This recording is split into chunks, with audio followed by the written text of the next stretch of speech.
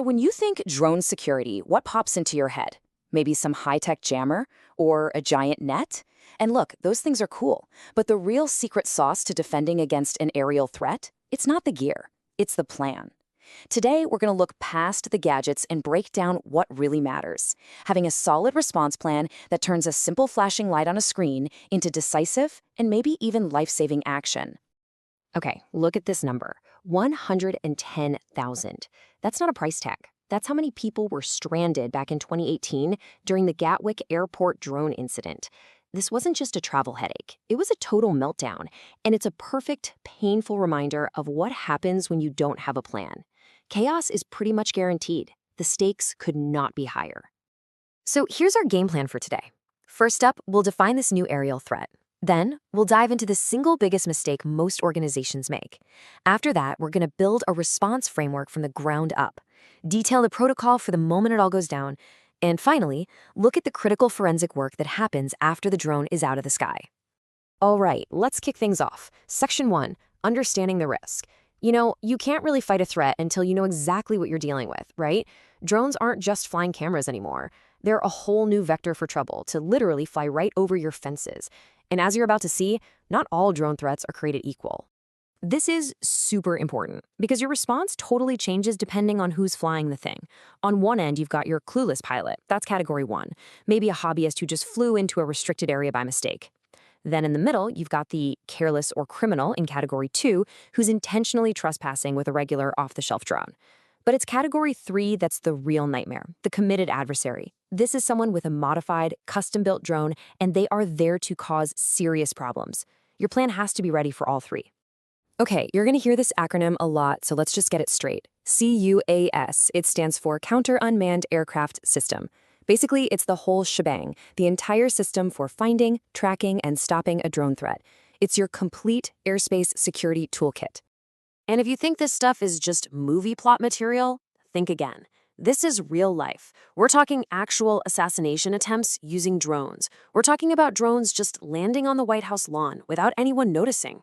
Weaponized drones are a reality in conflict zones, and there are constant intrusions over crowded stadiums.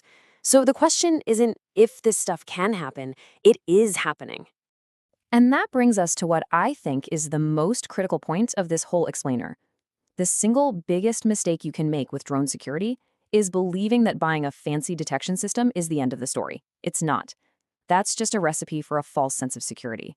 I mean, this quote just says it all, doesn't it? A siren goes off, a screen flashes, drone detected. Great, now what? In that split second, who gets the first call? What's the immediate next step? If you can't answer that instantly, your expensive system is basically just a very loud, very expensive noisemaker. Let's circle back to that Gatwick incident. The real failure there wasn't the technology. The official investigation pointed directly to a lack of coordination protocols. That was the key failure. They could see the drone, they just didn't have a rehearsed, immediate plan for what to do next. That's the gap we need to close. So how do we close that gap? Well, you build your defense long before you ever hear that alarm. This part isn't about the gadgets at all. It's about people and procedures. CISA's guidance on this is spot on. You've got to have a dedicated drone response team where everybody knows their job, no questions asked. You need your operators, the tech folks glued to the screens. You need your communications leads, the people who instantly blast out the alert to everyone. And you need your liaison officers, and this is a huge one. They're your direct line to the police, the FAA, you name it. And maybe most important of all, they need a dedicated, foolproof way to talk to each other instantly. And your response can't be one size fits all. This table is a great way to think about it. If it's a low-level threat, say a drone was spotted, but it's gone, you just monitor, report, and document. No big deal. A medium threat, though, okay, now you're dispatching people to track it and find the pilot. But a high-level threat, a drone that looks like it's here to cause trouble, that triggers the big red button. You're escalating, requesting a federal response, and it's all hands on deck. All right, Section 4. We've got our team, and we know our threat levels. Now for the fun part, the play-by-play. What exactly do you do the second a drone pops up on the radar? This is it, the moment of truth. An alarm sounds, a dot appears on a screen. The difference between a controlled response and total chaos is having a pre-rehearsed, step-by-step protocol that everyone on the team knows by heart. And the FAA actually gives us a brilliant, simple way to remember the immediate actions. Just think of the word drone, D-R-O-N-E. D is for direct. Get all eyes on the target. R is for report. Immediately notify the right people. O is for observe. What is it doing? Where is it going? N is for notice. What does it look like? Size, color, any payload? And finally, E is for execute. Put your predefined plan into action. Simple, clear, and designed for high-stress moments. This visual really shows you how it all works together. It's a continuous cycle. You detect a potential threat. You identify it. Yep, that's a drone. You track its movement. You cue your response assets, basically pointing them in the right direction. And only then, if necessary and legal, do you interdict. So why does all this speed and planning matter so much? Check this out. A critical study from Purdue University found that just a 60-second warning, just 1 minute before a potential drone attack, can reduce casualties by a staggering 62%. Think about that. That single minute can be the difference between a close call and an absolute catastrophe. So, in that crucial minute, what's the most effective thing to do?